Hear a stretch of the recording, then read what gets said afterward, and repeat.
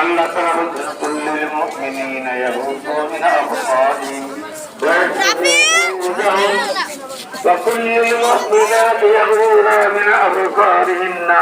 ওয়া ইয়াহফাযna ফুরুজাহুন্না فقال رسول الله صلى الله تعالى عليه وسلم لعن الله الناظر والمنظور إليه আল্লাহ তাআলা আদেশ করেন পুরুষ এবং মহিলাদেরকে তাই আমার হাবিব